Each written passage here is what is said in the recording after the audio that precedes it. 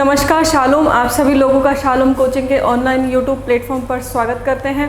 मैं सबसे पहले आप लोग को एक सूचना देने जा रही हूँ कि आज 11 तारीख है और कल छोड़ के परसों जो सोमवार का दिन होगा 13 तारीख के आसपास हमारी लाइव क्लासेस शुरू हो जाएंगी और अमित सर की मैथ्स की सबसे पहले क्लास शुरू होने वाली है। जो भी बच्चे राजस्थान पुलिस, दिल्ली पुलिस या बैंक या एसएससी किसी भी बच्चे किसी भी चीज़ की प्रिपरेशन कर रहे हैं तो वो अमित सर से सीधा डायरेक्ट जुड़ सकते हैं। मेरी क्लास भी लाइव शुरू होने वाली है, तो इसके लिए आप अपना जो सब्सक्राइबर है उसको सब्सक्राइब कर लीजिए और बेल आइकन का जो चिन्ह आपको दिखता है उसको नोटिफाई कर लीजिए ताकि आपको उसकी सारी की सारी सूचनाएं मिल जाए। मेवाड़ पढ़ रहे थे, आप लोगों को मैं एक चीज़ बता दूं कि राजस्थान के इतिहास को हम शुरू कर चुके हैं। मेवाड़ की सीरीज़ चल रही है और मेवाड़ में अब हम बात कर रहे थे बप्पा रावल की। ठीक है, तो हम बात करते हैं शासक बप्पा। उससे पहले मैंने काफ़ी सारी चीज़ें आपको बता दी। बप्पा रावल, ठीक है, तो ये शासक है, इम्पॉर्टेंट है। समय मैं इसका लिख नहीं रही हूँ। समय नहीं लिखने का एक रीज़न, एक कारण है। एक्चुअल में क्या है, इसका समय क्लैश करता है बहुत सारे समय से, कुछ फिक्स नहीं है, कहीं कुछ है कहीं कुछ है। मोटा मोटा एक समय मैं आपको बता देती हूँ उसका 734 ईस्वी सन से 753 ईस्वी सन। ठीक है, ये इसका शासनकाल माना जाता है जिसमें बहुत सारे इतिहासकार एग्री कर जाते हैं। बाकी अगर इसका एक्चुअल टाइम देखा जाए तो वो नहीं निकलता। वो सवाल जिस पर हिस्ट्री में कॉन्ट्रोडिक्शन आता है वो पूछा नहीं जाता, इसलिए इसका सन या समय पीरियड याद करने की इतनी ज़रूरत नहीं।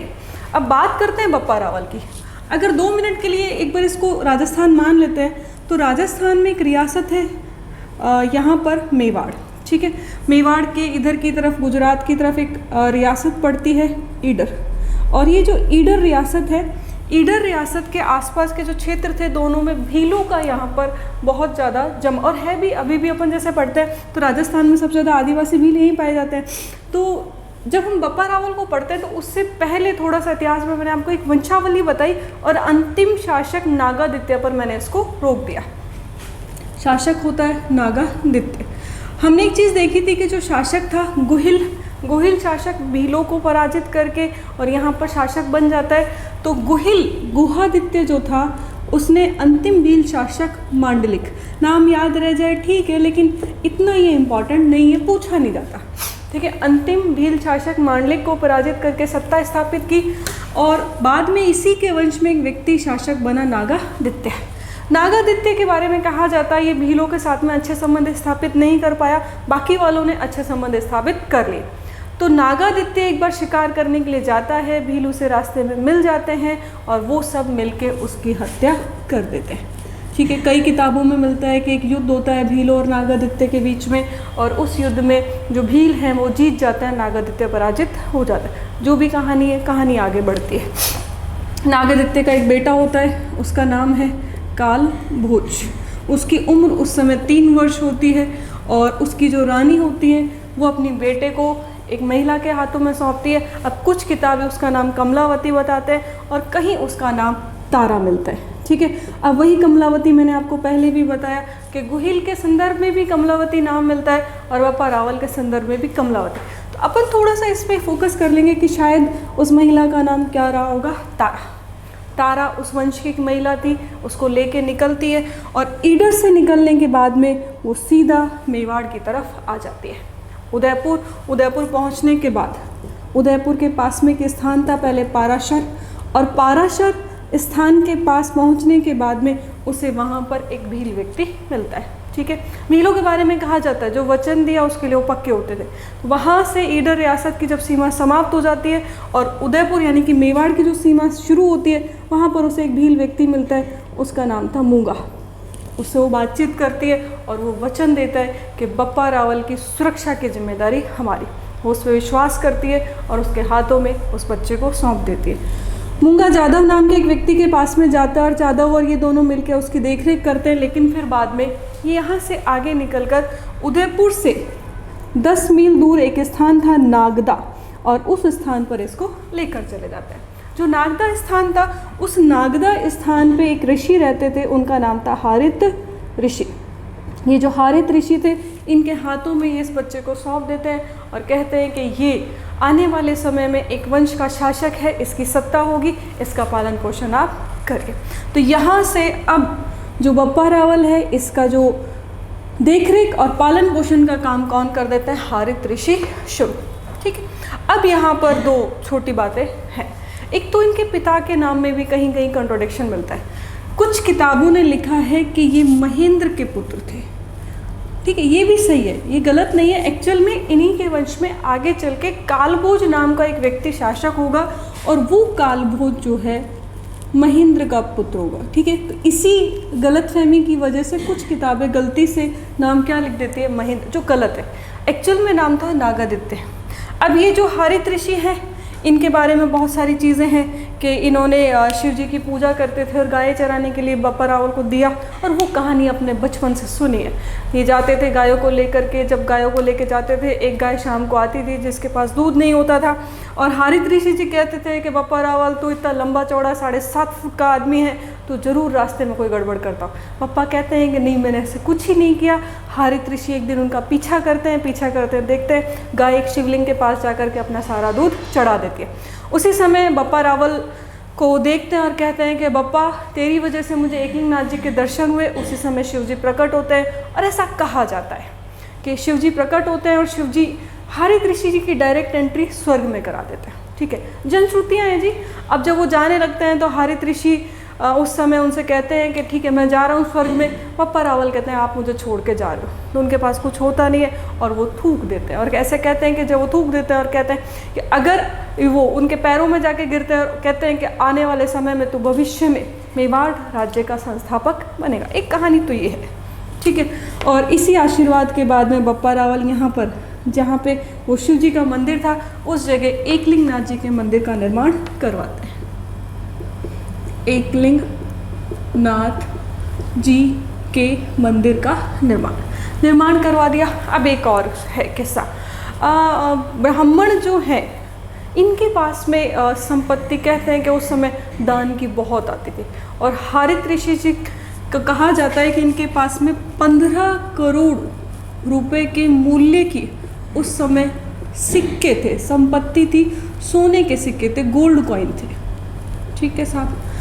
और हारित ऋषि जी के बारे में एक कहानी और है कि हारित ऋषि जी बीमार हो गए और बप्पा रावल इनकी देख रेख करते थे, और इतनी ज़्यादा देख रेख करते थे बप्पा रावल कि हारित ऋषि जी ने खुश होकर कहा कि लेके जाइए सिक्के, और वहाँ जो चित्तौड़ में इस समय शासक बैठा हुआ उसे पराजित कर, और पराजित करके नए साम्राज्य की स्थापना कर ले। और है भी, जिसके पास पैसा होगा वो सेना का गठन कर लेगा, और सेना का गठन करके अपने साम्राज्य की स्थापना कर लेगा।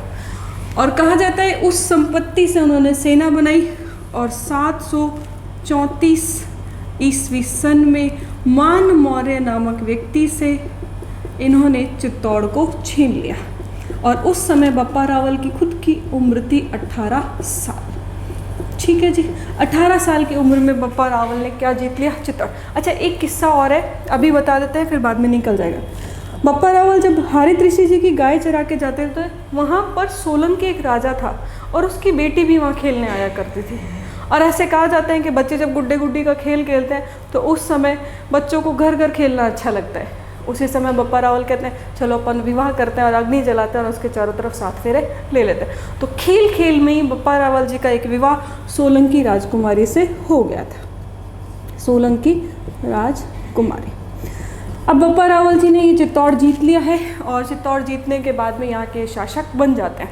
एक चीज़ इंपॉर्टेंट है, ध्यान रखना, ऊंदरी गांव है यहीं पर, और जो ऊंदरी गांव के भील हैं वही इनका राज तिलक करते थे। ठीक है, तिलक लगाना चावल से, और वही क्या काम करते थे? तिलक का। ठीक है, तो ऊंदरी गांव के भील ने बप्पा रावल का राज तिलक किया। और ऐसे कहा जाता है बप्पा रावल बहुत ज़्यादा हट्टे कट्टे थे, उनको अपनी बाहों में उठा करके राज सिंहासन पर बिठा दिया। ठीक है, अब बप्पा रावल शासक बन जाता है, और शासक बनने के बाद में अब शुरू होता है इनके अभियान। थोड़ा सा भारत के परिप्रेक्ष्य में देखें तो इसको एक बार, ये अगर अपना भारत है, जैसे इसे भारत मान लेते हैं थोड़ी देर के लिए, तो यहाँ पर ये इधर से अरबों के आक्रमण होने शुरू हो जाते हैं। भारत में 712 में पहला आक्रमण हुआ था मोहम्मद बिन कासिम का। मोहम्मद बिन कासिम का। और कुछ इतिहासकार कहते हैं कि उस समय तक बप्पा रावल हो गए थे, इसीलिए कॉन्ट्रडिक्शन आता है इनके ईयर में। तो जब मोहम्मद बिन कासिम दाहिर पर आक्रमण करता है, दाहिर होता है सिंध का शासक, तो यहाँ ये जो दाहिर होता है ये पराजित होता है, मारा जाता है। इसके बाद में यहाँ पर पूरा अधिकार अरबों का हो जाता है। अरब आगे की तरफ बढ़ने लगते हैं और अरब एक व्यक्ति है अरबी जुनैद, मैंने नाम यहाँ लिख दिया, अरबी जुनैद।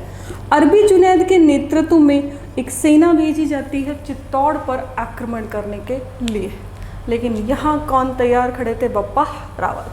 बप्पा रावल ने कहा आ जाओ, कोई दिक्कत नहीं है। अब बप्पा रावल साथ में भीलों की सेना, अब ये मिलकर युद्ध करते हैं और इस युद्ध में अरबी जुनैद की पराजय हो जाती है। जैसे पराजय हो जाती है, आसपास के जितने भी शासक उनसे पराजित हुए थे उनको आशा की किरण केवल दिखाई देने लगती है बप्पा रावल में। वो कहते हैं, आते हैं कि बात करते हैं कि बप्पा रावल जी बहुत परेशान हैं, यहाँ पर आते हैं, खेतों को जलाते हैं, घरों को तोड़ते हैं, उठा के ले जाते हैं बच्चों को और उनको बाज़ार में बेच देते हैं। बप्पा रावल सेना तैयार करते हैं, भीलों की सेना तैयार करते हैं और आगे बढ़ के सबसे पहले सिंध पर अपना अधिकार कर लेते हैं। सिंध को जीतने के बाद में बप्पा रावल और आगे की तरफ बढ़ते हैं और ऐसा कहा जाता है कि गजनी तक चले जाते हैं। ठीक है, गजनी में सलीम नाम का एक शासक था, उसे पराजित करते हैं और अपना खुद का जो भतीजा था उसे वहाँ का प्रतिनिधि नियुक्त करके बप्पा रावल वहाँ से आ जाते हैं। ठीक है, अब यहाँ पर एक कंट्रोडिक्शन है। कंट्रोडिक्शन क्या है? जो कर्नल जेम्स टॉड है वो कहेंगे खुरासान चले गए थे 50 वर्ष की आयु में और वहाँ पे 100 वर्ष तक रहे थे और खूब सारे विवाह किए, बेटे बेटियाँ किए, उसके बाद में उनकी वहाँ खुरासान में मृत्यु हो जाए। वो गलत है। एक्चुअल में बप्पा रावल जी की जो समाधि है वो एकलिंग जी के मंदिर के पास में बनी हुई है। अब वहाँ से बप्पा रावल वापस आते हैं और वापस आने के बाद में यहीं पर एक शहर है पाकिस्तान का, रावलपिंडी, और इस रावलपिंडी शहर पर अपने प्रतिनिधि नियुक्त करने की वजह से ऐसा माना जाता है कि इनका नाम जो था रावल, उसीलिए इस शहर का भी नाम क्या रखा गया? रावलपिंडी। इसीलिए इनके नाम के पीछे क्या लगा हुआ? बप्पा रावल। ठीक है, अब ये चीज़ इसमें जोड़ी जाती है। तो ये बप्पा रावल की चीज़ें जो बप्पा रावल के संदर्भ में बताई, 18 साल की उम्र में इन्होंने ये जीत लिया। अब बप्पा रावल की कुछ ऐसी बातें, ऐसा कहा जाता है कि 16 हाथ का दुपट्टा ओढ़ते थे। आप जब भी बप्पा रावल का फोटो देखोगे उनके गले में एक दुपट्टा है। 35 हाथ की धोती पहनते थे और जो उनका खड़ग था वो 32 मण का था।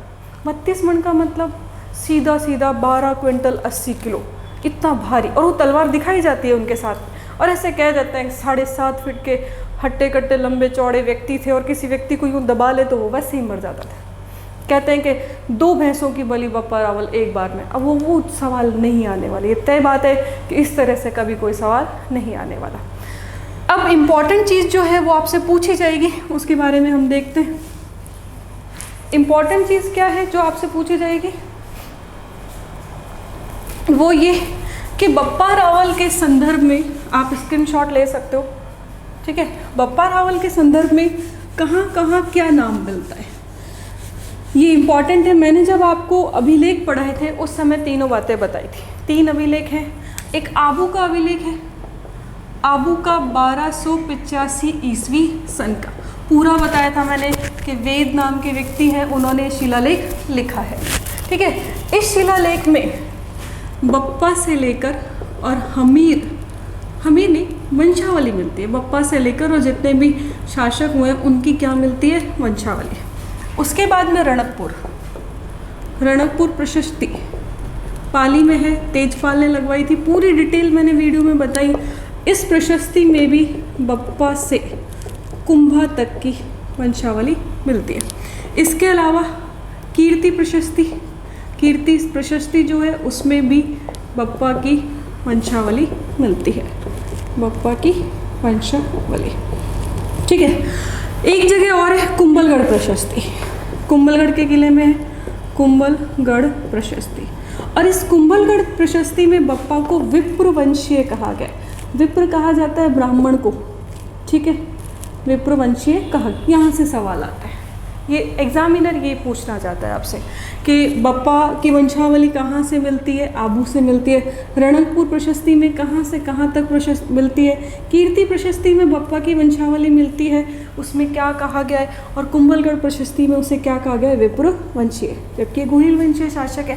तो ऐसा क्यों कहा गया है, ये डिटेल मैंने आपको एक क्लास में पहले बता दी कि जो राजपूत शासक होते थे वो पुरोहित को बहुत अधिक सम्मान देते थे। मैंने दशरथ का आपको एग्जाम्पल बताया, जनक का आपको एग्जाम्पल बताया। और ये शासक अपने नाम से पहले वो ब्राह्मण जो होता था उसके नाम को लगाते थे ताकि उन्हें सम्मान मिले, ठीक है। इसीलिए कण्व वंशीय, विप्र, जो भी ब्राह्मण वंशीय जो वंश होते थे उनके बारे में ये चीज़ बताई जाती। तो कुंभलगढ़ प्रशस्ति में बप्पा को क्या कहा गया है, विप्र वंशीय। अच्छा, एक चीज़ और ध्यान रखना, ये जो प्रशस्ति है आबू की, इस आबू की प्रशस्ति में बप्पा रावल अलग व्यक्ति को बताया गया है और काल भोज अलग व्यक्ति को बताया गया है। बाकी मैं आपको बता दूं, कर्नल जेम्स टॉड और मुहणोत नैणसी, ये दोनों व्यक्ति कहते हैं कि ये एक ही, अलग अलग नहीं है। उन्होंने कहा जो बप्पा रावल है वो भी एक ही है और जो ये काल भोज है ये भी एक, और है भी। एक्चुअल में क्या था कि राम के जो बेटे थे लव और कुश, उनके वंशज सूर्यवंशी हो गए। लक्ष्मण के जो वंशज थे वो भी सूर्यवंशी हो गए, लेकिन लक्ष्मण के वंशज अपने आप को प्रतिहार शासक कहते हैं, ठीक है। तो एक लक्ष्मण वंशीय व्यक्ति था नागभट्ट द्वितीय, प्रथम था ये, नागभट्ट प्रथम। ये जो नागभट्ट प्रथम था ये बप्पा रावल का समकालीन था और ये बप्पा रावल को अपने बड़े भाई यानी राम के वंशज होने की वजह से बाप जी कहता था, और ये होता भी है। गुजरात में आज भी बड़े भाई को बाप जी कहा जाता है, ठीक है। और ये बड़े भाई से संबंधित हो गए वंशज में, तो वो हमेशा जब मिलता था बप्पा रावल को एक ही बात कहता था, बाप जी। रावल इसका सरनेम है ही नहीं, मैंने आपको बताया रावल के बारे में, या तो भीलों ने इसे रावल सरनेम दिया और आगे चल के जो शहर बसाया रावलपिंडी, उससे इसको संबंध को जोड़ा जाता है, ठीक है। एक्चुअल में इसका नाम था काल भोज, काल का भोजन करने वाला। देखो बप्पा रावल बहुत महान व्यक्ति था। 8वीं शताब्दी में अरबों के आक्रमण को उसने विफल किया और उसी का परिणाम था कि 400 सालों तक, 1192 तक, जब तक पृथ्वीराज चौहान का शासनकाल होता है, अरबों की मुस्लिम शासकों की हिम्मत नहीं हुई भारत की तरफ नज़र करने की। तो ये बप्पा रावल ही था जिसके कारण 400 साल तक आक्रमणकारी एक तरफ रुक के चुप बैठ गए कि कहीं आक्रमण करो लेकिन भारत की तरफ मुंह नहीं करना। महान शासक था, महान व्यक्ति था। 2 इम्पॉर्टेंट बातें और रह गई हैं उनके बारे में, स्क्रीनशॉट आप ले लीजिए, आगे अपन बात करते हैं। एक बात सबसे इम्पॉर्टेंट, बप्पा रावल का सोने का सिक्का मिलता है, ये सवाल पूछा जाता है। बप्पा रावल का गोल्ड कॉइन, सोने का सिक्का मिलता है, ठीक है। थोड़ा सा मैं डेप्थ में बता दूं, 115 ग्रेन का ये सिक्का है, अजमेर से मिला है, ठीक है। दूसरी बात, इस सिक्के पर उगता सूर्य ये बना हुआ है, ठीक है। दंडवत प्रणाम करता हुआ एक व्यक्ति वो बना हुआ है। कामधेनु, उसका चित्र भी, यानी कि गाय का चित्र भी उसमें बना हुआ। तो जो व्यक्ति दंडवत प्रणाम कर रहा है उसकी तुलना बप्पा रावल से की गई है, ठीक है। उगता सूरज, दंडवत प्रणाम, कामधेनु और शिवलिंग, ठीक है। अब एकलिंगनाथ जी का जो मंदिर है उसका निर्माण बप्पा रावल ने करवाया था, ठीक है। तो एकलिंगनाथ जी का मंदिर बनवाया बप्पा रावल ने, और बप्पा रावल अपने आप को शासक नहीं कहता था, वो कहता था मैं तो दीवान हूँ शासक एकलिंगनाथ जी, ठीक है, मैं केवल उनका प्रधानमंत्री हूँ। अब वो राज्य से बाहर जब भी जाता था तो कहता था कि मुझे मेरे प्रभु से, यानी कि मेरे शासक से परमिशन लेनी पड़ेगी। यानी एकलिंगनाथ जी के मंदिर जाता और आज्ञा मांगता। ये आज्ञा लेना आस्का लेना कहलाता है, ठीक है। सवाल आ सकता है, ये पूछा जाता है आस्का लेना क्या होता है। शिवलिंग के मंदिर जाकर के वो जो परमिशन लेता था, आज्ञा लेता था बप्पा रावल, उसे क्या कहते थे, आस्का लेना, ये पूछा हुआ है, ठीक है। दूसरी बात, एकलिंगनाथ जी का जो मंदिर है उसका निर्माण शुरुआत, देखो मंदिर के निर्माण कई चरणों में हो जाते हैं। जैसे मान के चलो योगी आदित्यनाथ जी राम मंदिर बनवा रहे हैं तो बनवाते बनवाते कई साल लग जाए, ठीक है। अब मैं गलत तो नहीं बोलूँगी इस प्लेटफॉर्म से, खुदा ना खास्ता कोई बात हो जाए और दूसरा शासक बन जाए और वो इनॉग्रेशन करे, तो इसी तरीके से मंदिर की शुरुआत किसने करवाई थी? बप्पा रावल ने। इम्पॉर्टेंट बात, वही मंदिर के पास 1 मील दूर एक आदि वरा का मंदिर बना हुआ है, आदि वरा का मंदिर, और ये आदि वरा का मंदिर बप्पा रावल के द्वारा ही बनवाया गया है, ठीक है। बप्पा रावल इजिकल टू काल भोज। उदयपुर में है एकलिंगनाथ जी के मंदिर के पीछे जो कैलाशपुरी एक स्थान है उसके पास में मंदिर बना हुआ है और इसका नाम क्या है? आदि वरा, ठीक है। एकलिंगनाथ जी के मंदिर से 1 मील की दूरी पर जो बप्पा रावल की समाधि बनी हुई है, समाधि बनी हुई है बप्पा रावल की, उसको बप्पा के नाम से ही जाना जाता है, उस स्थान को बप्पा कहा जाता है, ठीक है। और वहीं पर इसकी क्या बनी हुई है? समाधि, ठीक है। आदिवरा का मंदिर, एकलिंग जी के मंदिर का निर्माण, 1 मील की दूरी, सोने के सिक्के। यहाँ से सवाल आएगा, ये 100% पूछा जाता है सिक्कों से संबंधित सवाल, ठीक है। ये हो गई बप्पा रावल से संबंधित लगभग सारी बातें, ठीक है। बप्पा रावल के बाद अगला शासक होगा अल्हट, आलू रावल जिसे कहते हैं, इसको अपन अगली क्लास में देख लेंगे। और मैं आपको बता रही हूँ परसों से लाइव क्लास होगी। जो भी बच्चे लाइव क्लास का नोटिफिकेशन चाहते हैं तो जल्दी से चैनल को सब्सक्राइब कर लीजिए और उसके बाद में जो बेल आइकन का बटन है उसे नोटिफाई कर लीजिए। थैंक यू वीडियो को लास्ट तक देखने के लिए।